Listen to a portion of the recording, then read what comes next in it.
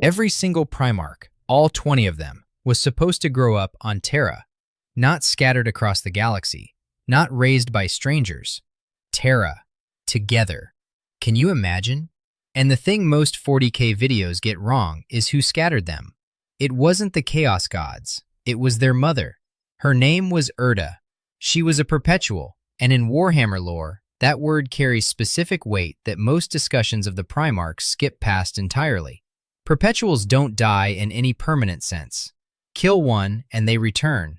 Reborn, reconstituted, healed, pulled back from whatever void they fell into.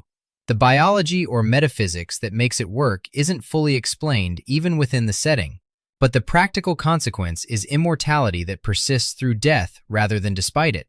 You can't end a Perpetual with conventional means.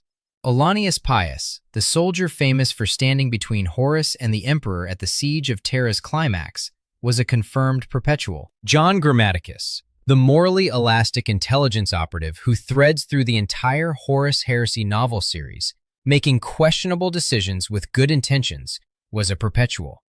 Vulkan, Primarch of the Salamanders, is the only one of the 20 confirmed as a Perpetual in canon. He dies multiple times across the Heresy books and returns each time, which is remarkable even by Primarch standards, and which gave his legion a very specific philosophy about what endurance means when the person demonstrating it literally can't stay dead. Erda was in this category, by some accounts, at a power level second only to the Emperor among all known Perpetuals. That specific ranking appears in secondary commentary rather than a primary Black Library text, so carry it accordingly. What the primary sources confirm without ambiguity is the structural fact. She combined her genetic material with the Emperor's to produce the 20 Primarchs. She is functionally their mother in the same way the Emperor is their father. The Lexicanum states it in exactly those terms.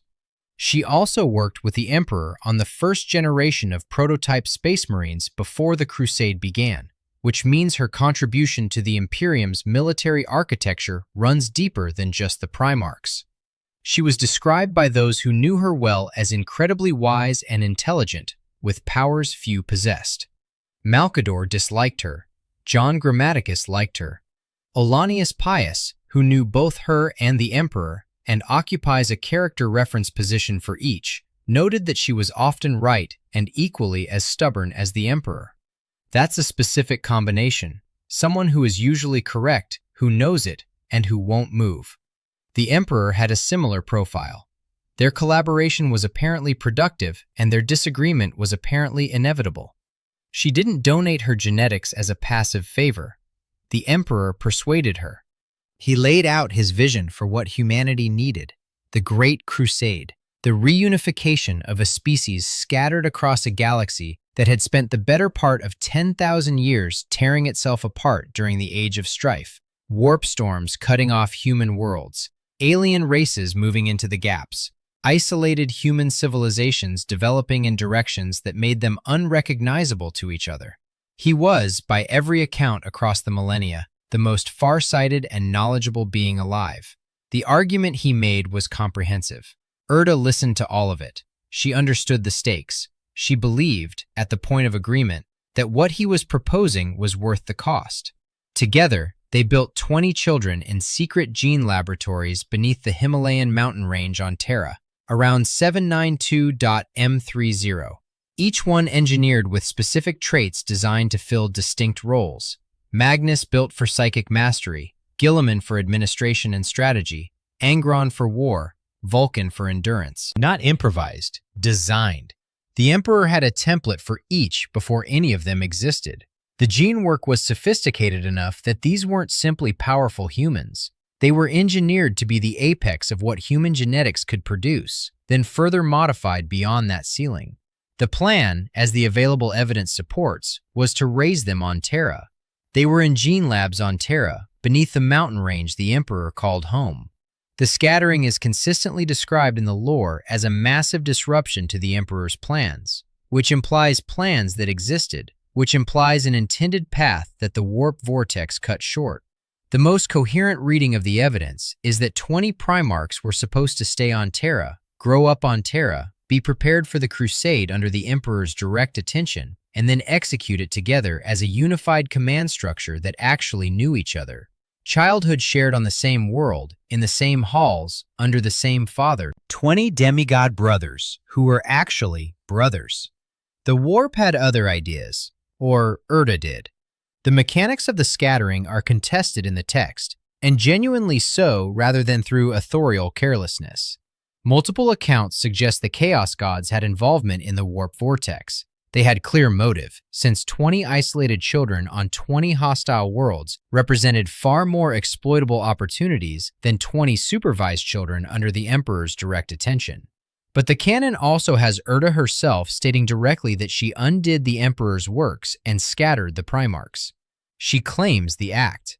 Whether she was the primary agent, whether Chaos used her as a conduit, whether those two accounts describe the same event from different angles, the text holds that ambiguity deliberately.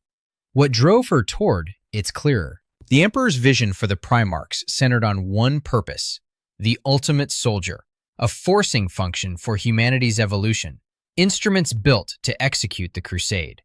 Erda wanted them to become more human and less like tools to be discarded after their use. That word, discarded, is carrying significant freight. She wasn't just afraid of misuse, she feared disposal. The Thunder Warriors were the Emperor's first generation of engineered super soldiers, the fighters who conquered Terra during the Unification Wars. They were extraordinary for their time.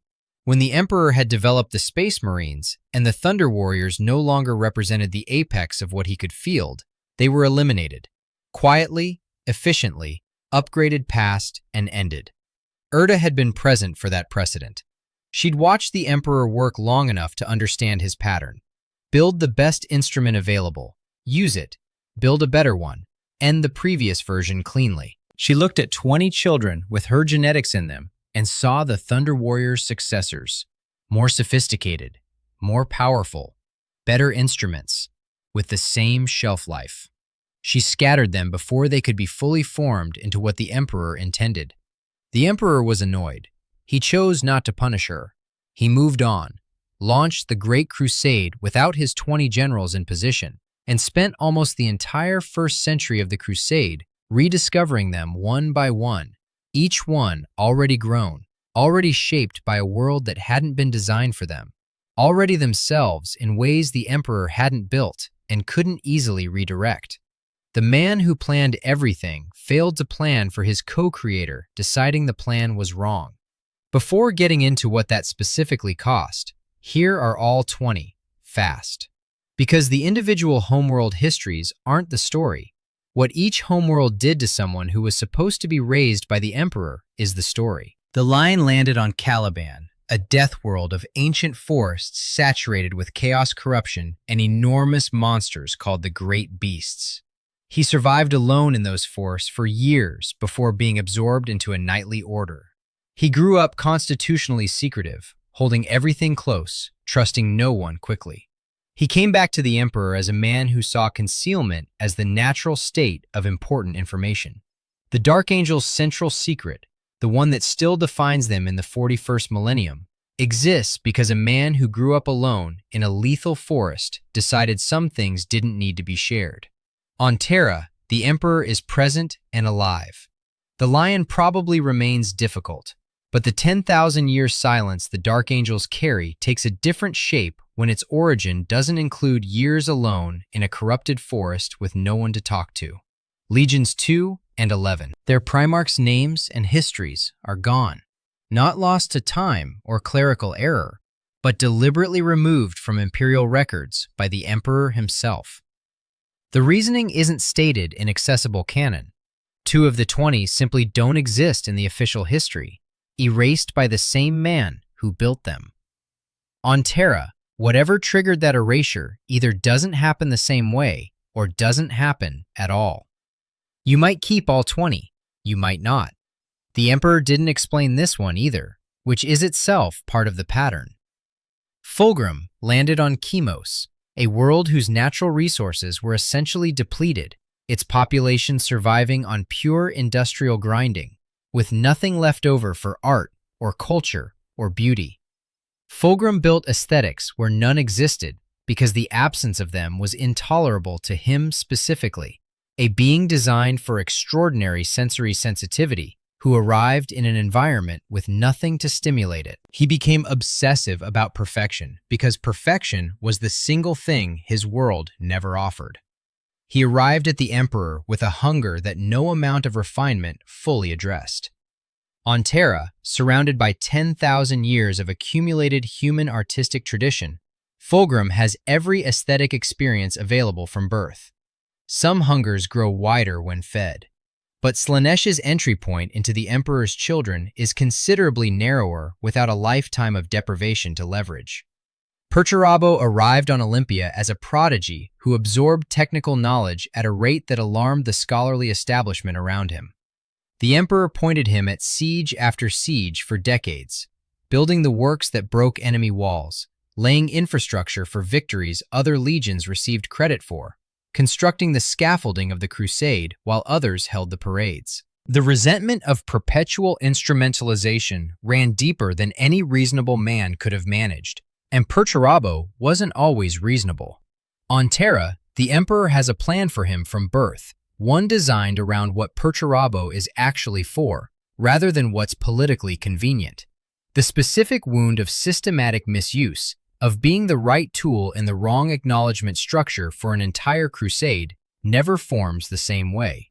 Jagatai Khan arrived on Chagoris, a world of vast open plains and nomadic horse culture, a civilization built around speed and the philosophy that the right response to any fixed situation is to refuse to be fixed in it. He came back already committed to velocity as a military and personal doctrine. On Terra, there are no steps, but the Emperor identifies quickly what his son needs. Khan still goes fast. He starts from a different place. Leman Russ arrived on Fenris, a death world of permanent ice, apex predators, and weather cycles that made agriculture essentially impossible. He was found and raised by creatures the human settlers of Fenris called wolves. Worth noting here, the things on Fenris carrying that name aren't taxonomically the wolves of old Earth. When the first human colonists arrived and encountered large, fanged pack predators moving in coordinated groups, they called them wolves because the behavioral pattern was familiar. The name transferred, the species didn't. Russ was raised by Fenrisian animals, not anything that would be recognized on Terra as the creature the word actually describes. On Terra, the Emperor raises him instead. The man still emerges argumentative, aggressive, and constitutionally opposed to any authority other than the Emperor's personal command. Some traits are genetic. What changes is the 20 years of accumulated restraint, or the complete absence of it, that comes from having a father in the room every single day. Rogel Dorn arrived on Inuit, a frozen hive world isolated in deep space, a civilization that survived for generations by developing absolute endurance and structural integrity as its central cultural values. He grew up understanding that the quality of what you build is a moral statement, not just an engineering choice. On Terra, Dorn is surrounded by imperial fortifications from birth and has opinions about all of them. He shares those opinions in detail, at length, without being asked, on multiple occasions, about multiple structures, including several that the Emperor himself commissioned. The Emperor responds to this with the patience of a man who has been alive for tens of thousands of years and has therefore developed patience the hard way. Conrad Kurz arrived on Nostromo, a world of permanent darkness where organized criminal enterprise had displaced every other civic structure and the population lived in constant night and constant fear. He suppressed crime with such thoroughness that Nostromo's rates dropped to near zero during his rule, which reads as a success until you examine the methods, which were specifically designed to make fear the operational mechanism of order rather than its absence. He arrived at the Emperor already committed to a philosophy of justice that his homeworld had built in him without any counterweight present. On Terra, under daily observation from the most powerful being alive, the question isn't whether Kurz's instincts change, it's whether they find a more supervised channel. The Night Lord's aesthetic may be unavoidable. The isolated development of it on a world with no light and no law isn't. Sanguinius arrived from Baal and its irradiated moons, wastelands, mutant populations, his people dying of radiation and predation while he held them together through genuine grace. The winged Primarch, the one even the traitor legions hesitated before. On Terra, Sanguinius reaches the Siege of Terra alive. That single fact branches everything. The Blood Angels don't spend 10,000 years in the grip of the Black Rage, the genetic curse tied to the psychic imprint of their Primarch's final moments. The being who, in the actual timeline, wounded Horus badly enough that the Emperor could finish the job, is still present in the aftermath to help rebuild what the heresy destroyed. The gap between what happened and what might have happened in this version has a name, a pair of wings, and a ship called the Red Tier. It's the sharpest single counterfactual on this list. Ferrus Manus arrived from Medusa, a death world of volcanic plains and lethal conditions, with living metal fused to his forearms, the result, by legend, of a duel with a silver serpent called Acernoth in Medusa's molten lakes. Whether that legend is literally accurate or mythologized past the point of verification, the metal is real, and it became the defining feature of his identity and his legion's entire philosophical architecture. On Terra, he and Fulgrim grow up together from birth. In actual canon, these two became the closest pair among the 20 despite meeting only as adults. Brothers in every emotional sense, the warmth between them visible across the novels until it ends violently. The act that kills Ferrus looks categorically different when both men have known each other since childhood, when their disagreement has decades of shared history behind it, rather than the specific fracture of adult strangers meeting in catastrophic circumstances. Roboute Guilliman arrived from Macragge, where his adoptive father, Conor, governed a functional civilization with genuine competence, and Guilliman absorbed political theory, military strategy, administrative philosophy, and logistical science in an environment that actually worked. He wrote the Codex Astartes. He rebuilt the Imperium after the heresy, at least partially, and is doing it again in the 41st millennium as regent of the Imperium, having returned from near death specifically because the structure he'd built was the only thing keeping humanity alive long enough for him to come back and patch it. On Terra, Guilliman has access to the full accumulated weight of pre-Crusade imperial history from birth. Instead of one well-governed planet's worth, he writes a better book. He is already the most operationally effective person in any room he enters. He remains fine. Structurally plot protected by his own competence, regardless of the starting conditions. Mortarion arrived from Barbarous, a world permanently wreathed in poison fog above a specific altitude. Humans dying below the fog line. Chaos-touched sorcerer warlords ruling from above it through superior position and terror. The sorcerer who ruled Barbarous adopted Mortarion as a deliberate experiment, let him win repeatedly across the entire map, and then, when only the final stronghold remained, refused to fall, forcing Mortarion to ask for help at the last moment. The upbringing was engineered from the beginning to install a permanent psychological template of almost, but not quite, of strength that was never quite enough to finish alone. On Terra, that sorcerer doesn't exist in Mortarion's life. The specific conditioning that Nurgle eventually found its leverage in never forms. Mortarion's persistence, the defining characteristic underneath everything else, is probably still present in the genetics. What directed it, what shaped its channel, is entirely absent. He is the hardest, genuinely unknown counterfactual of the 20. Horus arrived from Chthoniya, a gang world of under-high violence where survival required political intelligence and the willingness to use force precisely when politics exhausted its options.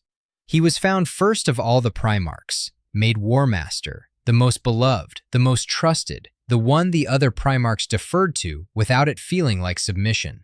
And then kept in the dark, the Webway project hidden from him, the post-Crusade fate of the legions never communicated, the full shape of what he was supposed to be building withheld from the one person whose actual job was to execute it. On Terra, the plan is visible. Horus grows up knowing what comes after the Crusade. Whether that closes the door on the heresy depends on whether chaos needed the distance and the secrecy to find its opening, or whether the most charismatic being alive would have found a different path regardless. The lore suggests, across its full arc, that the secrecy was load-bearing. Without it, the specific wound Erebus exploited isn't there. Lorgar arrived from Colchis, raised in a religious order, shaped by it into the most theologically driven of all the Primarchs, a man who needed to believe in something larger than himself with an urgency that ran deeper than faith and closer to necessity. He built cities in the Emperor's honor during the Crusade, vast devotional structures with inscribed scripture and populations organized around worship. He did this with genuine conviction. The Emperor had the cities demolished without explanation and told Lorgar to stop worshipping and start fighting. He didn't explain why. He didn't offer an alternative to the faith he'd just destroyed. He removed the conviction and left a wound where it had been. On Terra, Lorgar hears all of this in conversation, from a father who is present. The Emperor still tells him there are no gods worth worshipping. But the conversation happens, rather than a demolition order delivered across the galaxy to a man who has no framework for why his father hates what he built. Erebus found Lorgar specifically in that wound. Without Lorgar's conversion, the word-bearers don't spend decades systematically seeding chaos corruption through the other legions. The heresy loses its longest-running groundwork operation. Vulkan arrived from Nocturne, a volcanic world where tectonic eruptions kill the population on a regular generational cycle. Communities build, the planet erupts, communities rebuild from the ash. He grew up with the foundational understanding that everything you construct will eventually be destroyed and you rebuild anyway, because stopping isn't an acceptable response to destruction.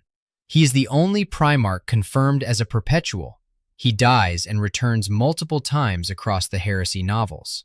That nature is structural, not something Nocturne gave him. The fire doesn't frighten him on Terra either.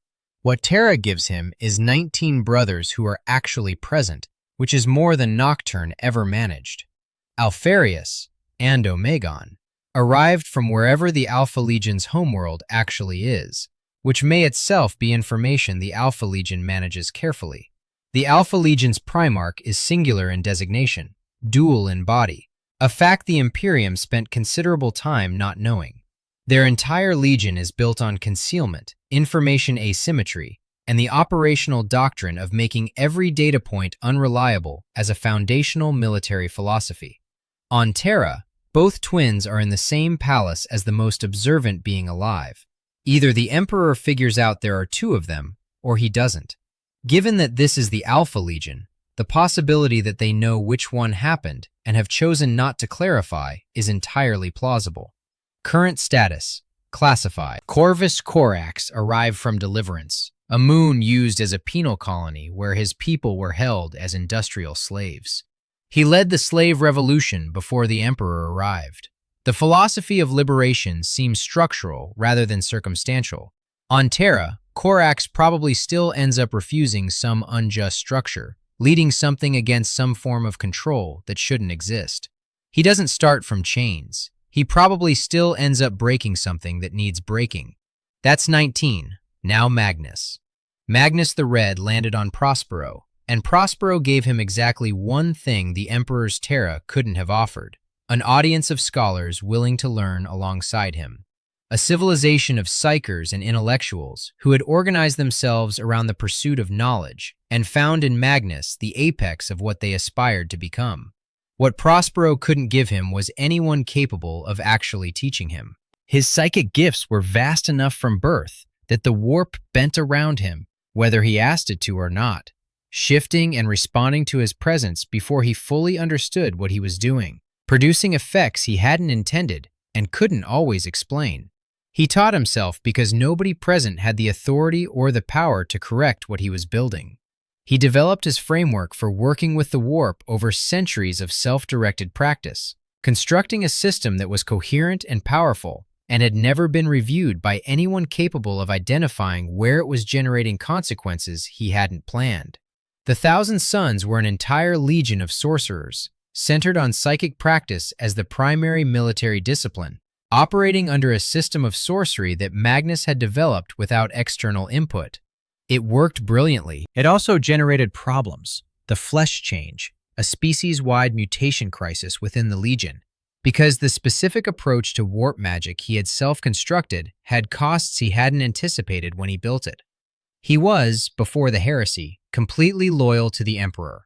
Multiple sources confirm this without ambiguity. His turn to treachery came against his better judgment through cruel twists of fate, not ideology or disillusionment. He wanted to remain loyal. He spent the entire sequence of events leading to his fall trying to express that loyalty, and each attempt made things worse. The Council of Nicaea in 001.M31 was the institutional collision. The Emperor convened a formal conclave, representatives from across the legions, the Mechanicum, the Adeptus Custodes, every major body of the Imperium, to rule on whether psychers were acceptable within the Space Marine legions. Magnus was effectively the defendant, placed before his father and peers to justify his legion's practices. He argued, with a coherence and persuasiveness the opposing witch hunters faction couldn't match, that no knowledge was inherently dangerous, that mastery rather than prohibition was the correct framework. He made the case with centuries of direct experience behind it. He was articulate and, on the substantive question, correct. The council ruled against him anyway.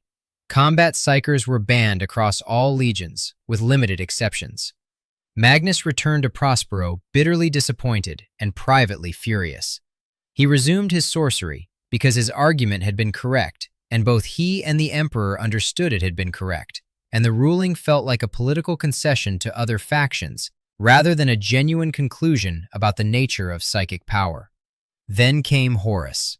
Magnus discovered what the War Master was planning while the heresy was still in its early phases, and he faced a real problem. Conventional channels weren't fast enough or secure enough to carry a warning across the interstellar distances involved. He had one reliable option: direct psychic contact with Terra, father to son, through the warp with everything he had. He pushed the warning through. It reached the Emperor. It also destroyed the Emperor's Webway project. The Webway project was the Emperor's most significant secret initiative, a covert, decades-long effort to adapt the ancient alien transit network for human use, creating a safe passage through the immaterium that would have eliminated humanity's fundamental dependence on the warp. No more warp storms cutting off supply lines for years. No more demonic incursions through relay stations. No more navigators and their physical mutations as the biological price of faster-than-light travel. The project would have changed the foundational vulnerability of humanity more completely than any military campaign. The Emperor had kept it hidden from the Primarchs, from most of his inner circle, from almost everyone, for the duration of its development. The psychic force Magnus drove through the warp to deliver his warning shattered the defenses protecting the Webway entrance beneath the Imperial Palace, exposing it to demonic incursion in a way that required the Emperor's direct personal management for months. The greatest single act of Magnus's loyalty destroyed the Emperor's greatest secret project and locked the Emperor himself out of the heresy's opening phase at the moment he was most needed. The Emperor sent Leman Russ to Prospero. Russ was among the most obediently loyal of the 20, a commander who followed the Emperor's orders without requiring explanation. Whether the orders he carried to Prospero were issued unchanged from the Emperor or altered by Horus in transit, whether they said bring Magnus to Terra or kill him, destroy his legion and burn the planet, the execution was the same either way. Magnus didn't fight back. He stood while his homeworld was destroyed, refused to raise weapons against Imperial forces until the absolute last moment, and then teleported the remnants of his legion into the Eye of Terror rather than kill Space Marines. He didn't retaliate against the people the Emperor had sent to end him. He withdrew. Prospero was destroyed. The Thousand Suns were shattered. Magnus, who had tried to protect the Emperor with the only tool available, and been punished for it by the loss of everything he'd built, found chaos offering him the one thing the Emperor had never managed, an acknowledgement that he was right. He always had been. On Terra, the essential difference is this. The Emperor is the most powerful psyker in human history, and he is present and available every day from birth. Magnus doesn't develop his framework in isolation on Prospero, self-taught and unreviewed, building a system that no one with the authority to correct it ever assessed. He has a teacher. The teacher is the only being alive capable of actually teaching him. The flesh change likely doesn't manifest in the same form, or manifests earlier and is addressed because the specific psychic practices that generated it were built by a man working without supervision. A Magnus trained from birth by the Emperor builds something different. The Council of Nicaea may not happen at all, and if it does, the Emperor is ruling on a son he has trained personally for decades, not a grown stranger whose practices he finds troubling. Any ruling carries different weight when the man issuing it has actually been present for the development in question. The psychic breach that destroyed the Webway doesn't happen, or doesn't happen the same way, when a Magnus raised under the Emperor's guidance knows how to control the force required to send a warning across the galaxy without tearing the infrastructure apart. The months the Emperor lost to Magnus's well-intentioned catastrophe are returned to him. The heresy in this version has a gap in it shaped exactly like a loyal son whose father had 10,000 years of knowledge about psychic power and chose not to share it because he was somewhere else doing things he hadn't explained. Angron is where this stops being ironic and starts being something simpler and crueler. He landed on Nuceria, a world whose ruling class ran a gladiatorial entertainment industry using slave fighters who had no choice in the matter. To ensure compliance and optimal performance, the Nucerian slave masters had developed a cranial implant, the butcher's nails. These were explicitly a control mechanism rather than an enhancement. They didn't reward good performance by creating positive states. They controlled performance by punishing failure through pain, wired directly to the brain's pain response, calibrated to fire when performance was insufficient, and intensify as performance declined further. The entire design philosophy was suppression and direction. Create an organism that fights because fighting reduces the pain that not fighting produces, and that therefore fights as hard as possible because the alternative is intolerable.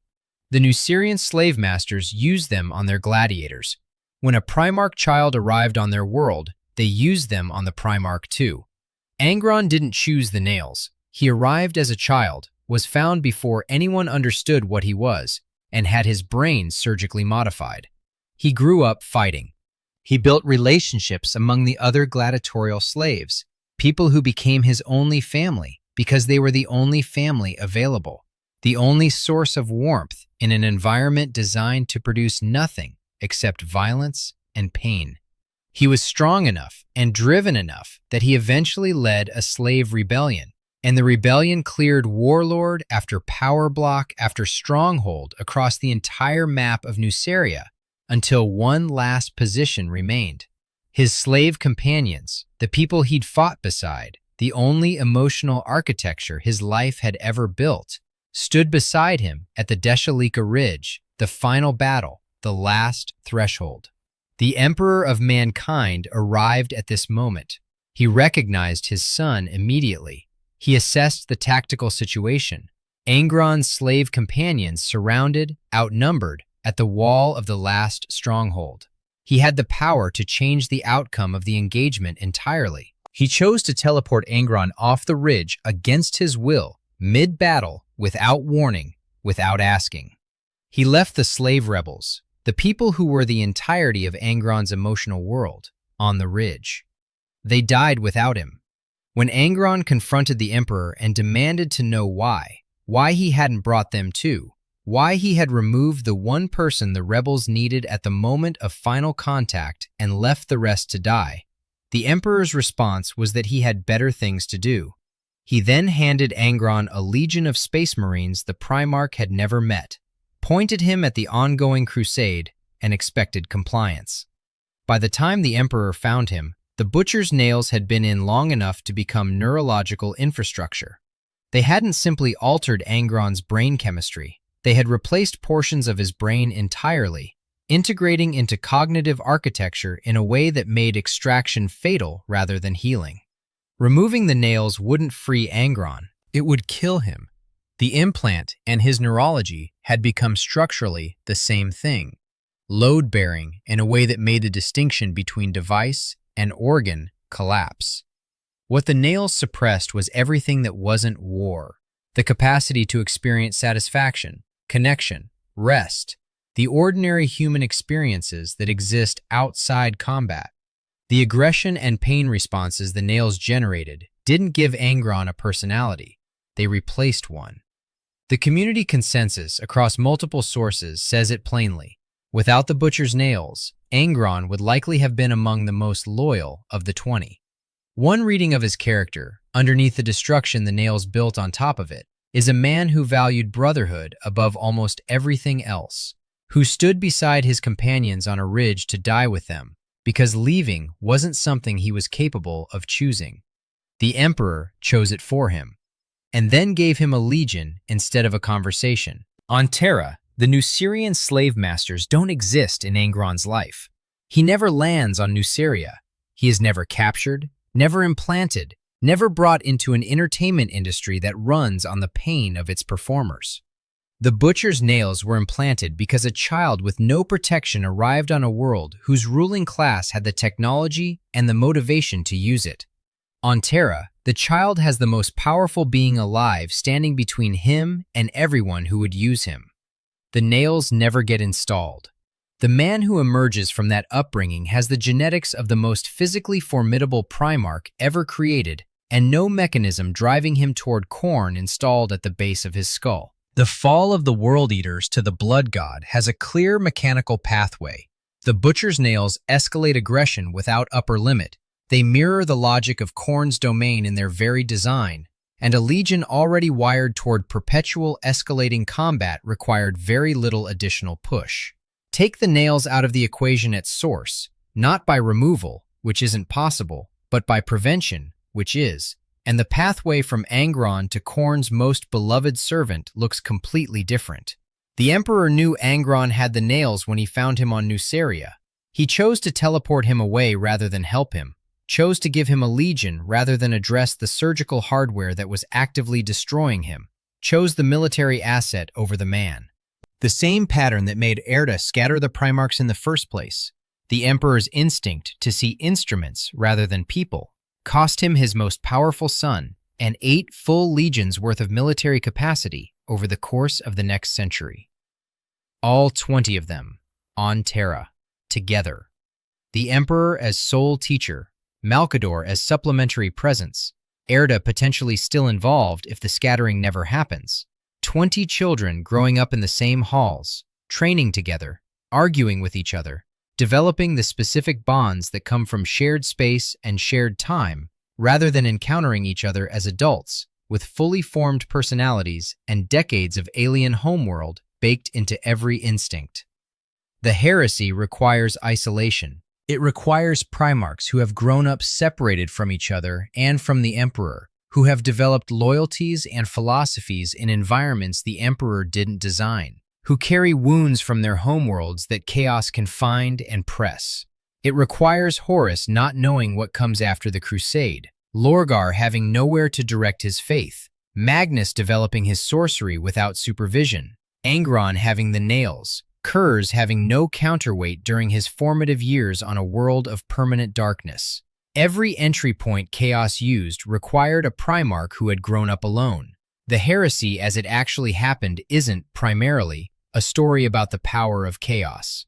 It's a story about 20 people who were supposed to grow up in the same home and didn't, who arrived at adulthood shaped by experiences their father hadn't intended and couldn't fully correct, who fought and died and killed each other on behalf of wounds their homeworlds gave them that Terra wouldn't have. The Chaos Gods had motivations and capabilities and agents. Erebus spent decades preparing the ground. But the ground was prepared by absence. by 20 gene lab capsules scattered into the warp in 792.m30 by a woman who was afraid of what the man who built them was going to turn them into. She wasn't wrong. The Emperor viewed the Primarchs as instruments. He justified it. He referenced Pinocchio, explained that it was natural for creations to call their creator father, even if no paternal bond existed. He kept the Webway project secret from them. He never told Horus what came after the Crusade. He demolished Lorgar's cities without explanation. He teleported Angron off a ridge and told him he had better things to do. He sent Leman Russ to destroy the son he should have trained. Every accusation Erda's fear made against him, the Emperor eventually proved correct. Not through malice, but through the consistent prioritization of the project over the people executing it. She saw all of it unfold. As a Perpetual, as the woman who had combined her own genetic material with his to build the 20 of them, she watched the Horus Heresy happen, knowing that her act of protection, the scattering, had made it possible. Every world that burned, she had a share in. Every Primarch killed by another Primarch, she had contributed to their estrangement. She had scattered them to prevent the Emperor from using them as instruments, and instead delivered them to environments that shaped them into weapons aimed in every direction, including at each other. At the Siege of Terra, she fought. 4 greater demons, one for each of the Chaos gods, were sent against her. The Lexicanum describes what followed. Erda unleashed a tornado of psychic energy, and after a vicious battle, she struck down all 4. The woman who the Emperor had persuaded with his grand vision, who had given her genetics to build 20 children she would never raise, who had scattered them across the galaxy out of love and watched them burn for it. She stood in the rubble of the siege and killed 4 of the most powerful entities Chaos could deploy. She emerged severely wounded, exhausted in a way that a being of her nature doesn't exhaust easily. And Erebus found her there. Erebus, the word-bearer chaplain whose fingerprints are on more of the heresy's architecture than almost anyone else on the traitor's side, who converted Lorgar to chaos, who seeded corruption through the legions across decades of patient work, who had been preparing the ground for the heresy since before most of the Primarchs had been found, confronted Erda in her exhaustion with his athame. The athame is described in the sources as a weapon capable of what conventional arms can't accomplish against a Perpetual: permanent death. What the text of the End and the Death confirms is the confrontation and the blow. Whether she died permanently, given her Perpetual status, the canon leaves technically ambiguous. Erebus stabbed her. The narrative cuts before resolution. Community sources treat the death as confirmed and mourn it accordingly. The Imperium she had tried to protect from the Emperor's ambition burned regardless. That's the prosecutor's verdict. She was right about everything. The Emperor did intend the Primarchs as instruments. The Thunder Warrior's precedent she feared was a real precedent. The pattern of secrecy and instrumentalization that she predicted played out across the heresy in almost exactly the form her fear had given it. She was right. She acted on that correct assessment. She scattered 20 children across the galaxy to save them from their father, and delivered them instead to chaos, to isolation, to the specific wounds and absences that made the heresy possible. She was right about the Emperor. She was the architecture of the catastrophe. Both of those things are true at the same time, and there is no version of her story where they stop being true simultaneously. 20 Primarchs on Terra, together, under the Emperor's direct tutelage from birth, with each other as constants rather than strangers encountered in adulthood, with decades of alien homeworld already crystallized into character. Magnus supervised rather than self-taught. Angron without the nails, not removed, never installed. Lorgar in conversation rather than receiving demolition orders across the galaxy. Horus knowing what comes after. Sanguinius alive at the siege's end.